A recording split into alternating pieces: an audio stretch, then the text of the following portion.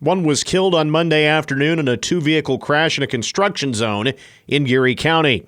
The Geary County Sheriff's Office reported the accident occurred just before 3:30 p.m. on I-70 near Junction City, near mile marker 298 at the Walmart Cracker Barrel exit that caused a standstill for nearly 2 hours. The accident occurred when a 1996 Toyota Tacoma traveling westbound at I-70 blew its front driver's side tire and veered into the eastbound lane, striking a 2023 Ford Bronco Sport head-on. The driver of the Tacoma, 72-year-old Robert Cleveland of Junction City, was killed at the scene. The driver of the Bronco, 45-year-old Robert George of Fowler, Colorado, and 48-year-old Crystal Clollinger of Cannon City, Colorado, were both injured in the accident and were transported to Stormont Vale for suspected serious injuries. The Kansas Highway Patrol also responded to the accident. It's the second time in the last week a major accident has occurred on I-70, leading to a fatality. Manhattan City Commissioners returned to work this evening for their first legislative session of the month. On tonight's consent agenda is a proposed agreement with Danielle Dullen to make her the next city manager of Manhattan, with a proposed start date of October 14th. Commissioners will hold a discussion on the matter and then vote to make Dullen the likely next city manager. It was announced by the city on Friday that she would be appointed the new manager following a several-month national search. Commissioners will also hold a public hearing on the consideration of amending special assessments for Meadowlark Hills for the US 24 turn lane project.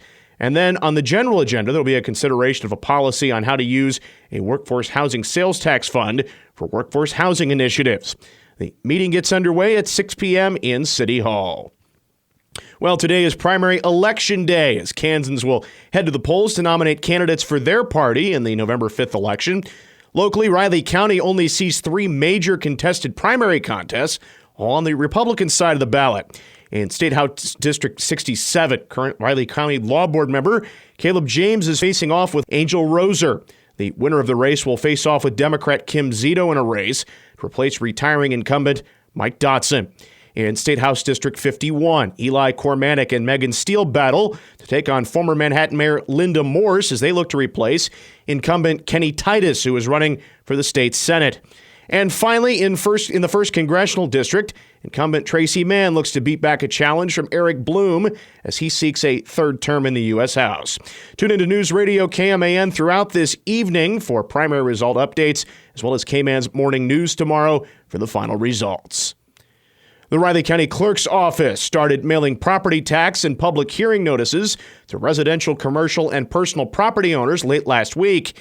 Each notice will include 2025 estimated ad valorem taxes and public hearing information for entities levying taxes on their property. This notice is not a tax bill. No action is needed in response to the notice. It is only for information purposes only. The proposed 2025 Riley County budget will not exceed the revenue neutral rate, so no public hearing is needed for the Riley County budget.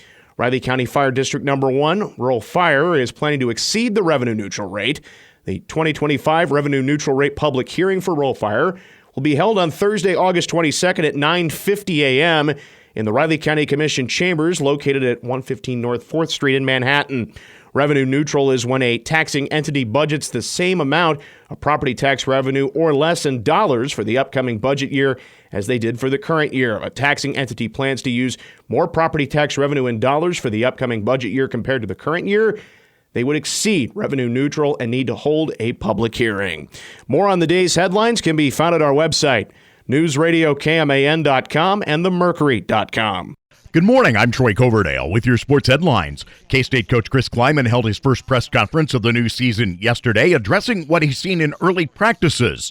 Among the highlights, Dylan Edwards. Looks like he shot out of a cannon at times. I mean, you see him, and he's just got that quick feet and that burst through the hole. Still learning offense. There's a lot of offense to learn, and we're trying to spoon-feed him a little bit so that he can pick up as much as he can, learning from DJ. The Cats to open against UT Martin on the 31st. Power Cat Game Day kicks off our season's coverage at 2 that afternoon on News Radio KMAN and 101.5 K-Rock.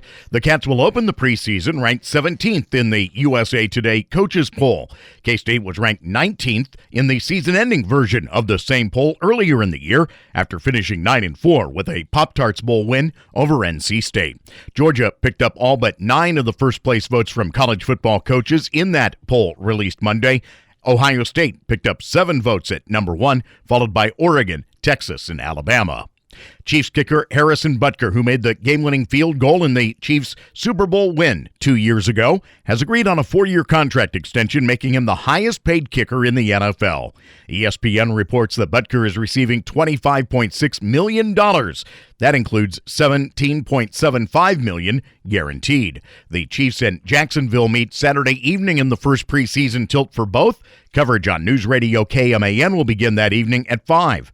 James Paxton pitched 6 solid innings as the Red Sox beat the Royals 9-5 last night. Tonight, the 2 teams matching up in the middle game of their 3-game set. Brian Bello goes for the Bo Sox. Seth Lugo will go for the Royals, with coverage on News Radio KMAN getting underway at 6:30. Have a great day. I'm Troy Coverdale.